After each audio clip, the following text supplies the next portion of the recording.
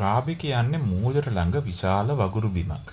මේ වගුරු බිමේ තියෙනවා කඩොලාන. ඒ කඩොලාන මැදින් අපි ගියා එක එක දේවල් බලන්න. අපි එකක් ගියා ඒක අසෙන් ගිහිල්ලා මේ විදිහට ගුහා බලන්න. ඒ කියන්නේ ගුහා තියෙන මේ ක්ලිප් තියෙනවා. ක්ලිප් එක ඇතුලේ ගුහා තියෙනවා. ඒ ගුහාවල දෙවන ලෝක යුද්ධ කාලේ සෙබළු සහ කට්ටිය නැවතිලා ඉඳලා තියෙනවා.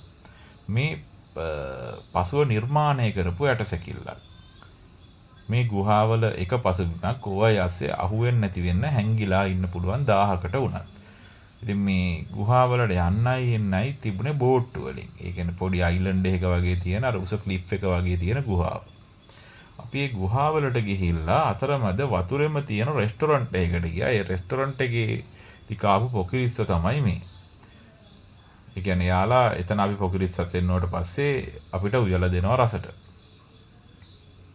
ඊට පස්සේ දවසේ අපි ගියා ටයිගර් කේව් ටෙම්පල් එකට. ටයිගර් කේව් ටෙම්පල් එකේ පහළ හරිය දඹුල්ල වගේ බලන්න තියෙනවා. පඩි 1000 ගාණක් නගින්න තියෙනවා. නැග්ගට පස්සේ බොහොම ලස්සන තැනක් තියෙනවා. මේ විදිහට උඩ ක්ලිප් එකක බුදු පිළිම තියෙනවා. අපිට බලන්න පුළුවන් අවට භූමි දර්ශනය. ඒ කියන්නේ ඇත්තටම ඒක ලස්සනයි. ඒ භූමි දර්ශනයයි එතනයි තියෙන එන්වයරන්මන්ට් එක. ඊට පස්සේ අපි බ්ලූ ලැගූන් බලන්න ගියා. ඉතින් මේ වතුරට නිල් පාට දාලා හරි ෆිල්ටර් දාලා හරි නෙමෙයි. මේ ඇත්තටම නිල් පාට ඒ khනිජ ද්‍රව්‍යවල තියෙන නිල් පාට ඒ වතුරට ඇවිල්ලා. ඒතර ළඟම තියෙනවා එමරල්ඩ් පූල් එක. එමරල්ඩ් පූල් එකේ අපිට නාන්න පුළුවන්. අපි ගිහිල්ලා එමරල්ඩ් පූල් එකේ වතුර නාලා කොහොම සතුටින් ඉඳලා ආවා. ඊට පස්සේ අපිට යන්න තිබුණේ ක්‍රාබි හොට් ස්ප්‍රින්ග්. ඒ කියන්නේ උණු වතුර ගලාගෙන යන දිය දහරාව.